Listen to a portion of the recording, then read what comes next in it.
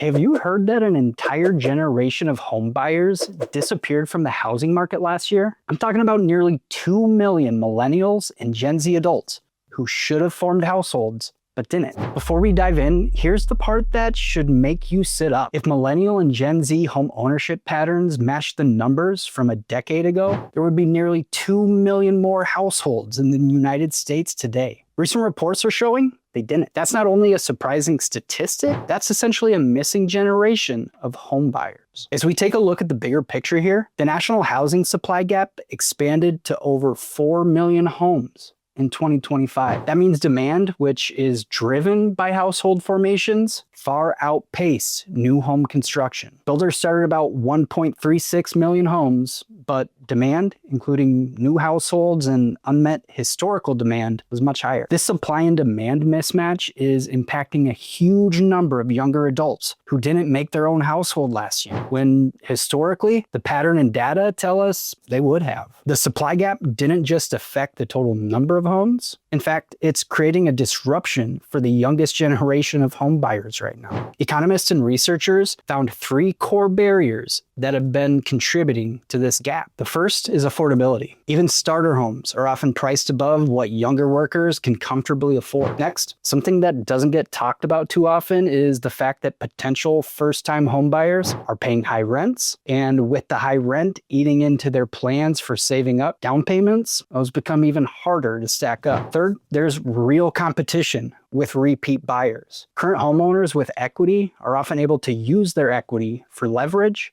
and outbidding first-timers. In other words, it's not that millennials or Gen Z don't want homes, they simply can't afford them at the current prices and mortgage costs. And because of that, many are staying in multi-generational homes, extended family homes, or shared housing arrangements rather than striking out on their own. Now, to put some context around this, over the last decade, the age at which people are buying their first homes has been rising, which notably has been the result of affordability slipping away. In fact, only around 33% of 30-year-olds own homes today, which is down sharply from past generations. And it's not just a momentary blip. Millennials and Gen Z combined make up 42% of the population, but hold only 10% of the nation's wealth, while the older generations hold on to the majority. That wealth imbalance makes it harder for younger buyers to compete, most notably in the markets where there are shortages in the starter home price ranges. You'll need to hear why this market gap matters to you right now, especially for you younger buyers out there. You absolutely, positively need a strategy in this market. A different set of challenges for you securing your new home compared to even just a few years ago. As we discussed, the limited inventory is resulting in many of the solid entry homes going fast. You need to be prepared and you need to be pre-qualified. The different challenges these days are revolving around the fact that you aren't just competing with other first-time buyers. You're likely competing with older buyers who have the equity in their homes. They can use their equity as leverage to out-compete the offers that you're making. Now, getting creative with financing, your down payment capabilities, and local programs matter more now than ever. If you think about it, that's your way to utilize your unique leverage to attempt to level the playing field with those older buyers. Now, affordability is improving, but the affordability issue still won't go away anytime soon. High prices plus high rent plus wage stagnation equals those savings accounts that you were using for your down payment. Those are going to be remaining squeezed. This impacts your buying timeline, but it also highlights the value of planning earlier than later. On the other side of the coin, sellers. That fact that there are fewer first-time buyers is going to mean that there is likely going to be less competition for you. The typical buyers today might be the move-up buyers, those relocating, or investors. So even if your home is priced for the entry-level buyers, unless you've priced and marketed the home strategically, you may notice that your home sits longer than you'd expect. But here's something to consider with a positive spin. This supply gap and pent-up demand can keep your home's price supported for the long term. Certainly, values shouldn't be collapsing. They're just going to be constrained because supply simply can't keep up. As we're moving into the end of the first quarter of the year, the report also found that the northeastern portion of the country saw improvements in reducing missing households thanks to higher start rates. The South actually saw the largest household formation numbers. Meanwhile, the West and Midwest are still lagging behind relative to the region's demands. That regional variation matters because